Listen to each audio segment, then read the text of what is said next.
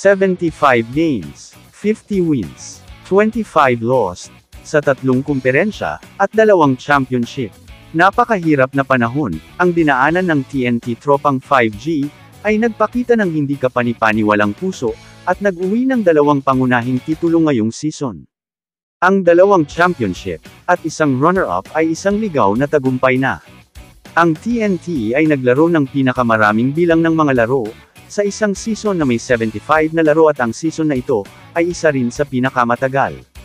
Bagamat ang Grand Slam bid ay maaaring nawala muli, wala talagang dapat ikahiya para sa tropang 5G. Sa katunayan, ang mga taga-hanga ay nag-uumapo sa pagmamalaki, para sa kung ano ang nagawa ng pangkat na ito. Ang pangkat na ito, na may ubos na roster, ay lumaban sa bawat hamon. Nalampasan nila ang isang phenomenal at pisikal na rain or shine squad, na pinatunayan ang kanilang katapangan kapag ito ang pinakamahalaga. Ang mga manlalaro ng TNT, ay itinuring na bayani, ay literal na lumaban ng mga sugatan, nasugatan, at pagod. Ibinigay nila ang lahat ng mayroon sila, naglaro ng hindi kapani-paniwalang halos 80 games ngayong season. Sa labas, maaaring mukhang kawalan. Pero sa mga loyal fans, muling nanalo ang TNT tropang 5G, sa kanilang mga puso.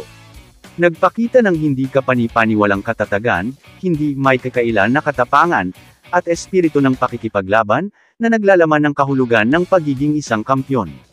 Sa kabila ng pagkukulang sa PBA Philippine Cup Finals, ang TNT tropang 5G center, na si Brandon Ganuelas-Rosser ay nagpapanatili ng positibong pananaw, gamit ang pagkatalo sa San Miguel Beermen, bilang karagdagang gasolina sa pagsulong. Sinabi ng dating top overall pick na nananatili siyang optimistiko sa kinabukasan ng TNT, at determinado siyang makabangon ng mas malakas. Itinuro din niya ang potensyal na full-strength lineup ng koponan sa darating na season.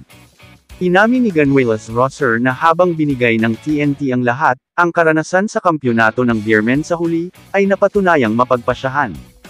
Ang All-Filipino Tournament ay minarkahan ang pagbabalik ni Ganuelas-Rosser sa aksyon, matapos makabawi mula sa isang ACL tear, na nag-sideline sa kanya sa nakalipas na 2 conference. Kamusta mga idol? Sports Zone PH, para sa sports news and update.